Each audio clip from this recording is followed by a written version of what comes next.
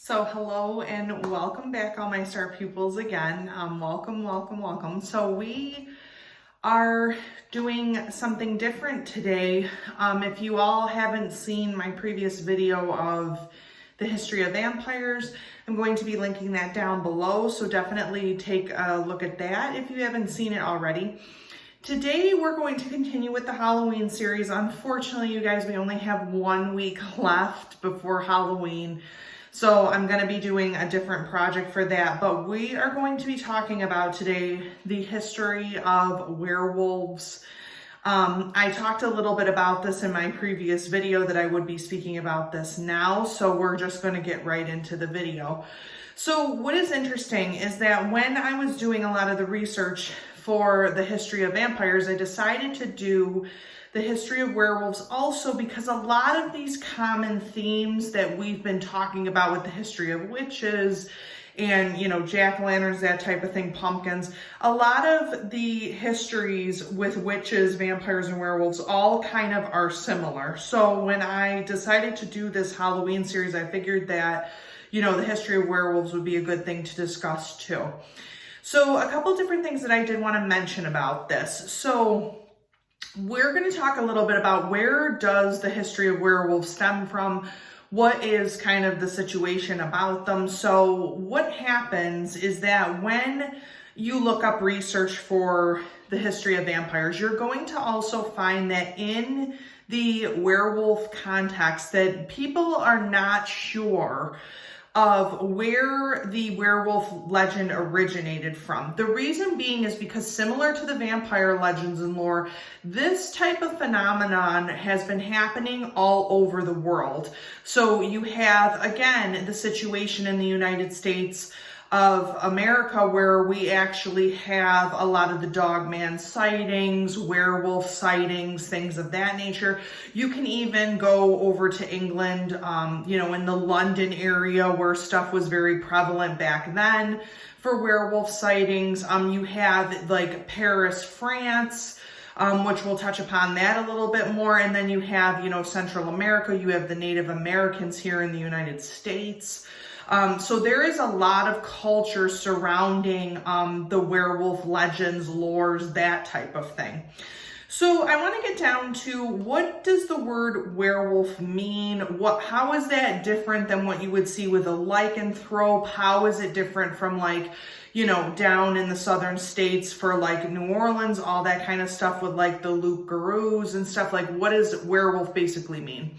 So what's interesting is that the word werewolf actually put into context means man-wolf, or means a person who looks and has human features, that of a man, they state, and also of a wolf beast or creature. So that's kind of the more common conception of what a werewolf actually is and what my findings were. So let's talk a little bit about the history of werewolves. So where do they originate from? How did this whole thing happen? Well, there's a couple of theories. So when we talked about the history of vampires, we talked a lot about the church. What's strange about werewolves is that their creations really didn't have anything to do with the church. It had mostly to do with, inquisitions, with the Spanish Inquisition, with a lot of people feel that fear or that hysteria.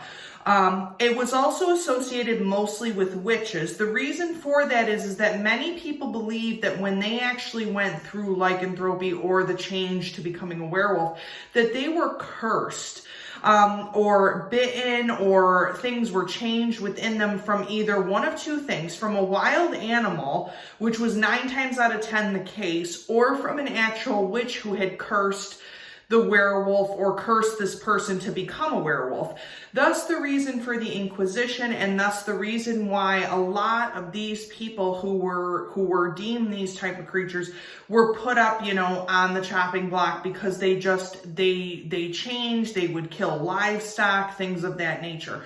So it all goes back to that kind of time period. But what is interesting is that the first kind of telltale signs of the werewolf was actually created back in a long time ago, like AD, the centuries, because again, you would often have a lot of spiritual leaders, people like that, in these different tribes, in the nomadic tribes. They would actually wear the furs of the animals that they killed, and most of the time these animals were wolves in general. So you have a lot of that happening in the history back then, even before the Spanish Inquisition. All of this kind of stuff that was like knee deep in spirituality, but also too for these tribes was part of their religion. So coming back forward a little bit closer to like the 16th, the 17th centuries, you have a lot of works being written about werewolves, about, you know, the whole thing with Bram Stoker. I'm just going to touch upon him for a little bit. Bram Stoker also talked a lot about werewolves in Dracula. You talk about the situation where Dracula turns into a wolf. The fact that Bram Stoker believed that werewolves were initiated by vampires to actually, you know, watch over them during the day is a very big common theme in that too. So, you know, you got Bram Stoker talking about all these different elements in those type of stories. But what's interesting is that the basis of the legend started with an epic. It's called Gilgamesh, which basically in this story, it's an old Western prose that like can be dated way back. And basically what it talks about is it talks about Gilgamesh was a jilted potential lover of a woman who she had actually turned her previous lover into a wolf, which brings us back to the whole witch situation. That a lot of times in the history of werewolves, you'll see these men being turned into wolves, being cursed into wolves. And this often happens with either a woman and a witch in these type of contexts. The only time it doesn't happen is with Bram Stoker's Dracula, because he touches upon the transformation of a vampire to a wolf. You also have the situation with Greek mythology. You have this type of term, lycan or something of that nature. It's spelled Lycaon.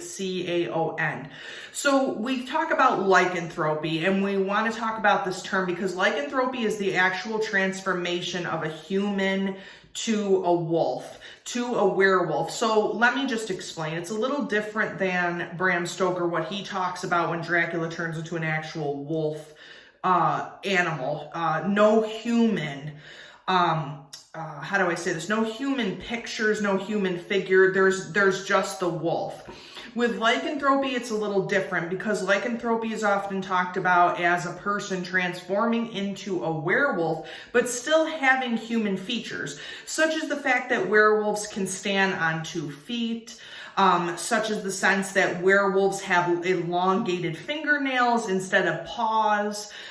They have, you know, ears that are more pointed like a dog. Their facial features, their eyes are often more depicted as human or humanoid. So those type of things. In Greek mythology, it talks a lot about Zeus cursing or transforming others into werewolves or wolves, things of that nature. You even get it in the Nordic folklore, where you would have a lot of warriors actually encompass themselves in wolf pelts and then go into war. And then after that, basically, if Odin, you know, believed that their sacrifice was great, Odin would turn them into these wolf-like creatures that would then protect Valhalla. So you have a lot of that going on. And again, I think it's interesting that Bram Stoker talks a lot about that in Dracula, about the werewolves kind of, you know, or wolves creatures, if you will, protecting a lot of the coffins and things for vampires. You get that even in some different popular culture now, which we'll talk a little bit more about that later. And then you come to the Native American traditions where obviously, you know, same thing. It's always around war or something of that nature. And most of the time, werewolves are depicted mostly as men, which we'll touch upon that in a little bit. But with the war with the Native Americans, what they would do is same thing. They would don the pelts of animals. So if you don the pelt of a wolf, wolf, or if you had that wolf medicine, they believed that you could transform into that. They're often called skinwalkers as well. They're transformative, and these are warriors. So this whole thing of donning on the wolf pelt, this transformation of someone becoming a wolf, kind of dictates a lot of the werewolf legends or things that we talk about even today. So going back to, we were talking a little bit about the 16th, 17th centuries. We were talking about, how did this whole thing happen to be, where this werewolf legend kind of people took it and ran with it. So you have, when we were talking about Paris and France and things of that nature. So basically in France, couple different things. There was a lot of things going on with, hysteria, with witches and witchcraft, with things like that. So what ended up happening was there was a couple different things. So a lot of times when people would come forward and state that they were a werewolf, or when they would come forward, especially in France, this happened on 2 different occasions. They would basically be stating this, and half of the time these people ended up being serial killers or serial murderers. They had the quench for blood. There was like a lot of the, in these inquisitions when they would talk about ripping their victims apart. So things like that.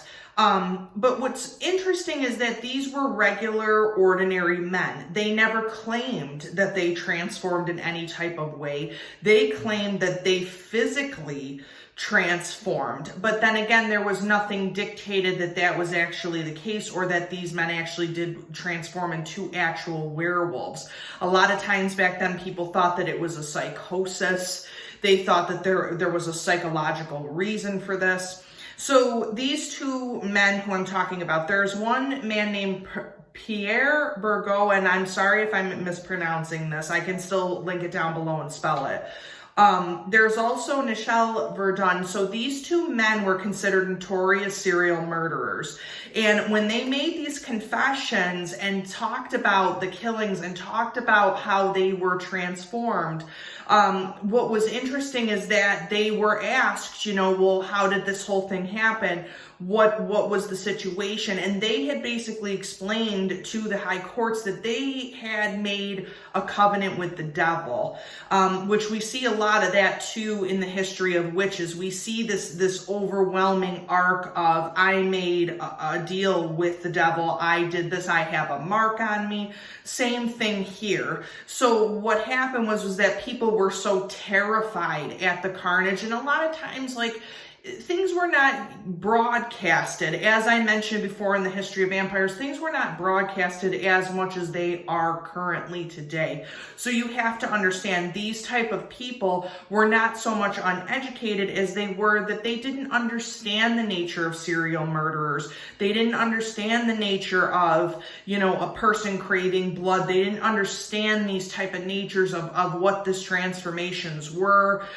So they depicted it as kind of a more evil and sinister thing, than in reality these 2 men were just simply killers, and that was what they had claimed sensationally. The other odd thing is that they even stated during this trial that the judge even said, well, do you have a mark? Do you have something? And what's interesting is that they used a lot of that to determine witches. If you were a witch, you had a sacred mark, or the devil had given you a mark. So this same thing applied here in this confession in France. What ended up happening with these 2 men is that they actually both were burned at the stake. They were committed to death because of their crimes and their penalties. And of course you have, Giles Garner too, known as the Werewolf of Dole. That's another story where he claims that he killed and murdered a woman because he was transformed under the moonlight, and we'll get to that in a little while as well. He was transformed under the moonlight to basically kill and murder this young woman in France. These type of things, he was claimed that he was transformed after being bitten by an animal. Which brings me to a couple of other things. So with this situation, with these people making these grand confessions that they're transforming into something, that they're communicating with something that transforms them into a werewolf. There are a couple of things now that we know in present time that could have had this happen physically to people, to these men who claim that they were killing victims, claim that they, craved blood, things of that nature. So there's a couple things. So we have the situation with the rabid, animals, rabid dogs. We have to also understand that these people worked on farms. They worked in rural areas. They worked in fields.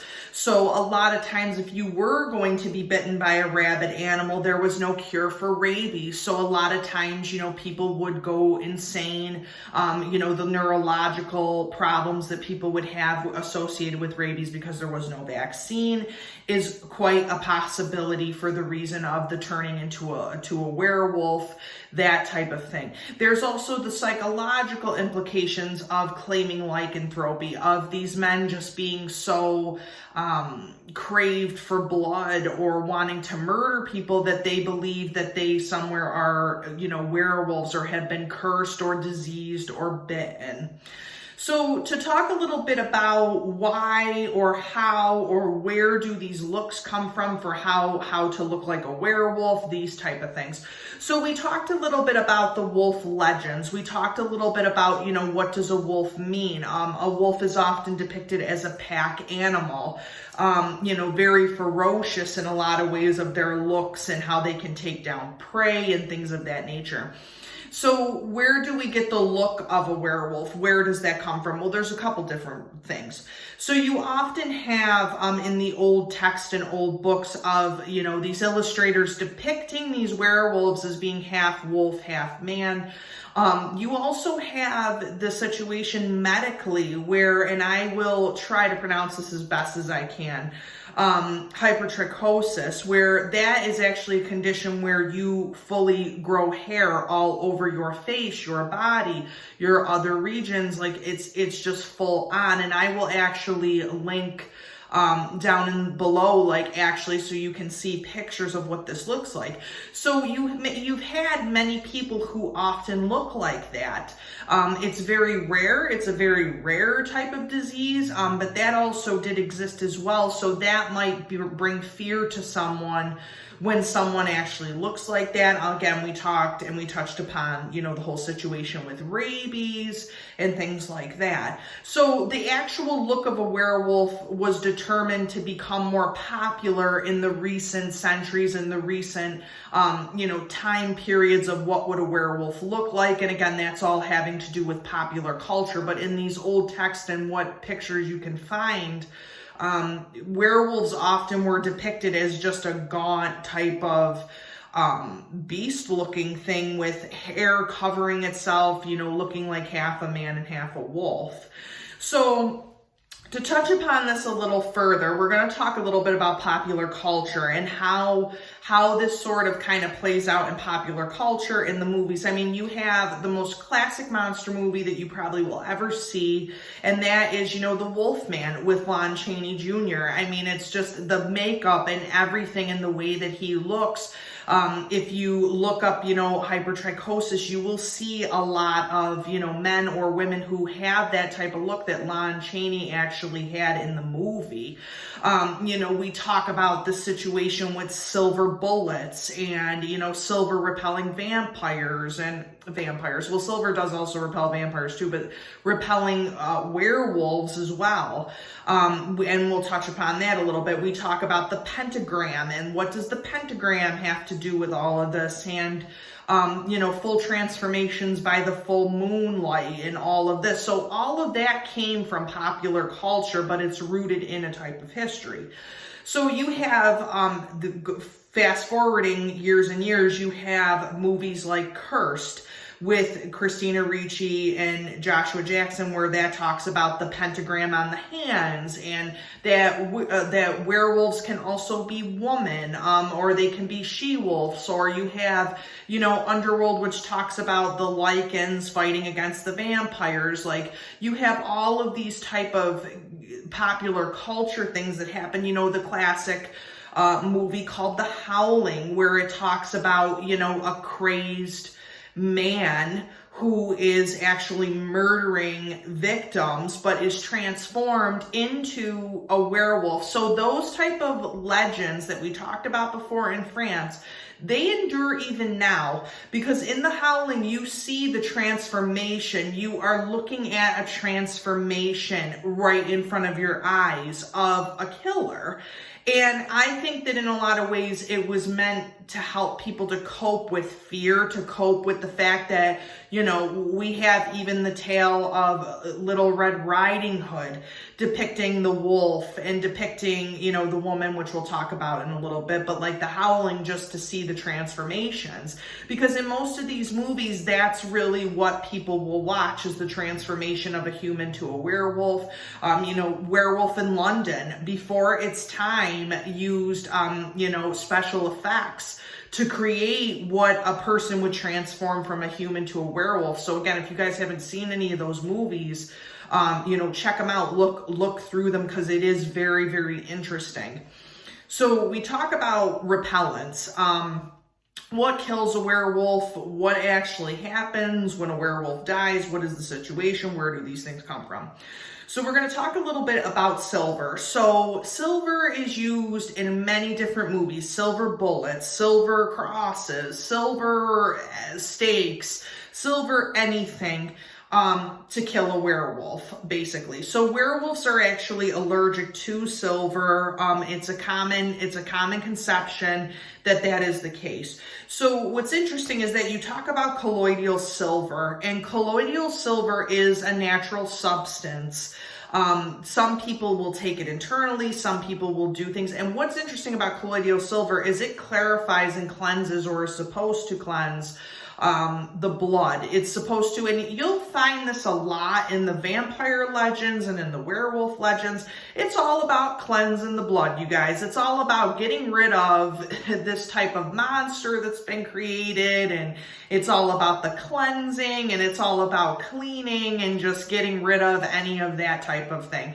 What's also interesting too is that way back many centuries ago, it was believed that the only cure for rabies was actually drinking a silver concoction, which is so interesting because people would actually grate silver. You know, a lot of people accused of witchcraft would grate silver into herbs when someone would have a rabies fever, or when anything like that would happen. So it's no surprise that silver really is a cleansing thing. And you know, oftentimes you will see that vampires are also allergic to silver, or werewolves are deathly, you know, allergic to silver or die from it.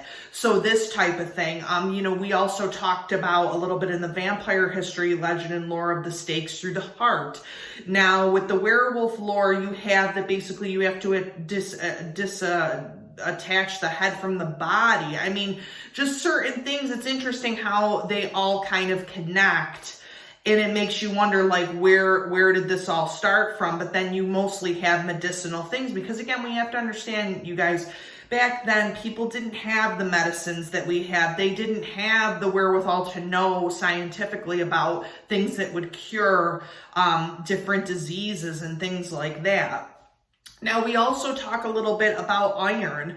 Iron also, too, we talk about iron in blood. We talk about all these different things that iron also repels werewolves. You know, when you have the old-fashioned pictures, and I can link it up here, where it depicts the werewolf in chains and burning, and just, you know, iron is a cleanser. Iron is this, you know, or used. And iron was very hard to come by back then. So it makes you wonder about that as well. Like these type of things that were hard to come by often repel these type of creatures. And then you have also the herbal remedy of wolfsbane. What is wolfsbane? What is that? So basically, I will link it up here. It is a type of plant that is purple, bluish in color. What's interesting about wolfsbane is that a lot of times it is depicted in a lot of movies and a lot of books that wolfsbane, you know, wolfsbane is to werewolves as garlic is to vampires. So basically, wolfsbane would basically kill and poison a werewolf. Well, what is interesting about this is that wolfsbane was also used to help insomnia. It was used to help and relax and calm the nervous system. If you were a manic person, sometimes a hedge witch or, an actual midwife would give you wolfsbane to calm you down, similar to belladonna we talk about a lot too. But what's so interesting is that wolfsbane is very dangerous. It's depicted as a poison. So if you give too much to someone like they did back then, you honestly would have somebody who's dying. So if someone goes to a midwife and claims that they have insomnia, mania, any of these type of things, you have all the village people being like, well, this person passed away, and then it becomes something else entirely of what they're passing away from and things of that nature, and all of these type of things. So wolfsbane's another repellent against werewolves. To touch a little bit upon how does one become a werewolf, where does that come from, is it varying, all these type of things. So we're going to talk a little bit about transformations. So transformations often happen to a werewolf when someone is either depicted as being bitten by the werewolf, they are shown to transform under a full moon. So here's the situation. Basically, once you are bitten by the werewolf, you retain something called the mark of the beast. Okay, so what is the mark of the beast? Oftentimes it is depicted as a pentagram. The reason for this being is because back in the ancient times when people believed that werewolves were running around countrysides, all these type of things, that a witch had cursed that man, because most of the times werewolves are depicted as men, which goes back to the classic situation where men are terrorizing young women.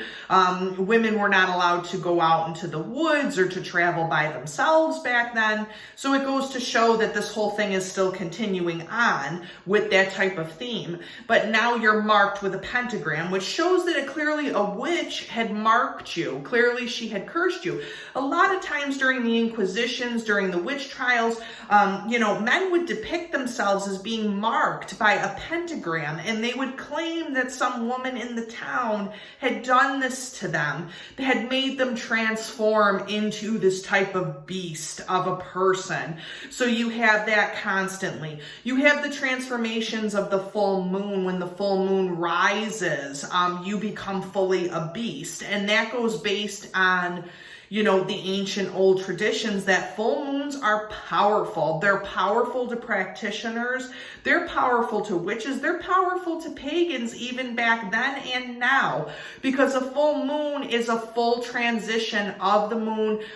The way that it lights up the night sky, the way that it lights up, the earth, things of that nature. The nighttime, we talk about nighttime a lot in the vampire legends, and how all of these things happen at night, under the cover of night, under that darkness, under that mystery, under things that people cannot see. Vampires can't come out in the daytime. Werewolves can only transform at night, but most of the time during the day, they're walking around like a normal person. So it's just interesting to show that the full moon is often a common theme in all of these type of things. Witches fly over the full moon, the fascination with the full moon and how it makes the body gravitate in certain ways. Again, a lot of times, a lot of these legends and lores are linked to science. They're linked to medicine. They're linked to different things, which you see Bram Stoker talk a lot about. He talks a lot about science. You have the universal picture with Lon Chaney as him being a businessman and a person of science. So it just goes to show that the supernatural is, that mystery is often depicted as being found out by science. So we can, go on that for years. But the thing is that full moons are often times depicted in every single legend. Werewolf legend, the person turns into the werewolf by the full moon. When they make their first kill at that time, they become the beast. They become entrenched in that. And then you see in the movies, a lot of the, heroines and heroes try to save this person by killing the main werewolf in the story. So to touch a little bit about what basically do we have all of the popular culture, we have all of these old stories, we have all of these, traditions, things like that. So what does that mean for today? Well, here's the thing. There is a lot of different podcasts out there. There is a lot of different books, okay? And I'm sure my star pupils have heard of this. There is something called the dog man. So people may think that werewolves don't exist, that people can't see werewolves. They may think all these different things are going on. Well, the truth of the matter is that the dog man or the werewolf still exists. There have been a lot of people, much like we talked about with the vampire legend of the chupacabra, many people believe that these type of creatures still roam around, even in the United States, even in Europe, even in Central America.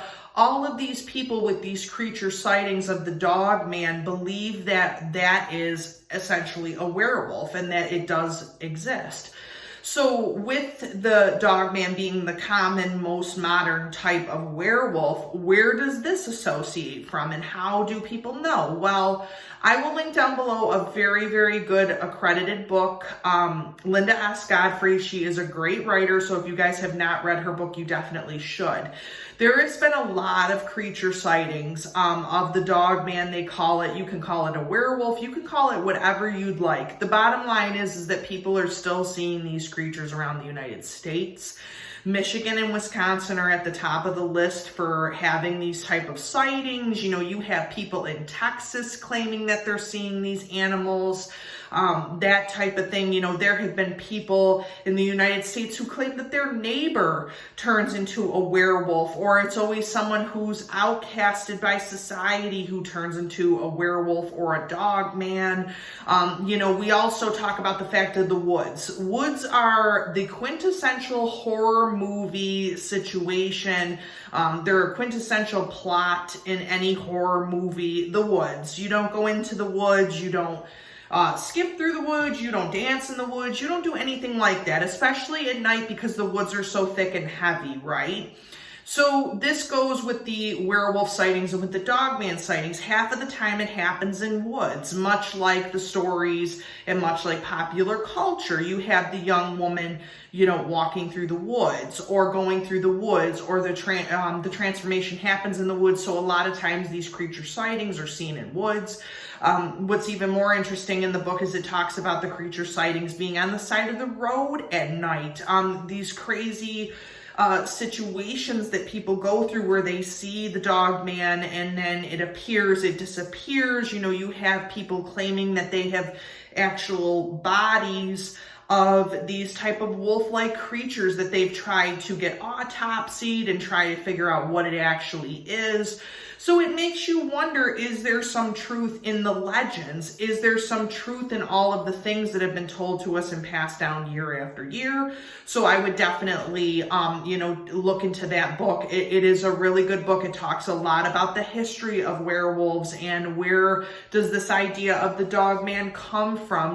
Why are werewolves half man, half beast? How does that happen? That type of thing. So that's something to check out as well.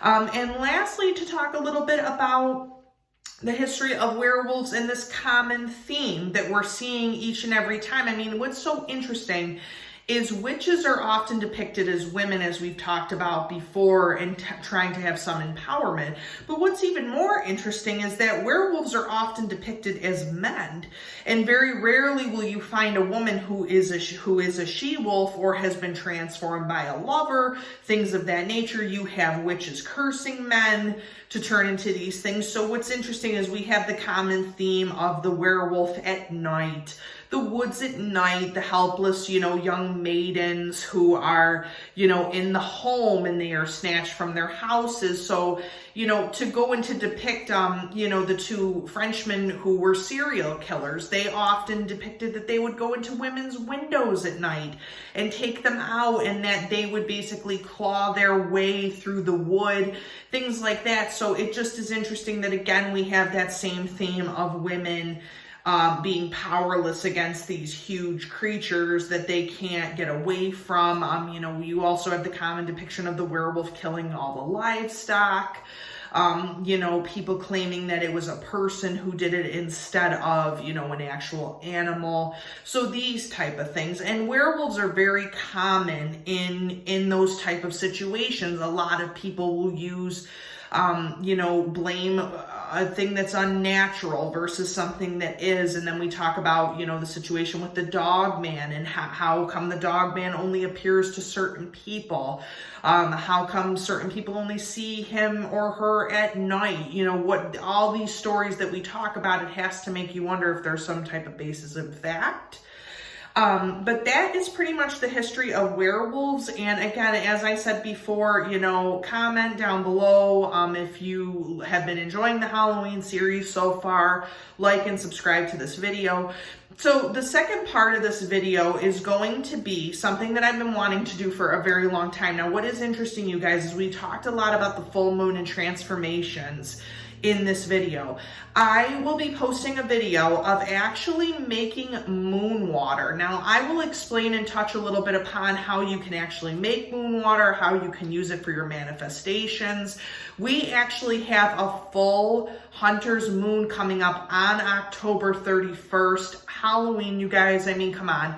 It's that rarely happens. And with it being so fully charged and everything, and we talked a lot about the moon in this video, I will be showing you guys how to make that, how to use it, things of that nature. So stay tuned for that video. But I hope, again, that you all please like and subscribe to the video so that you can actually get the notifications of when they're coming up.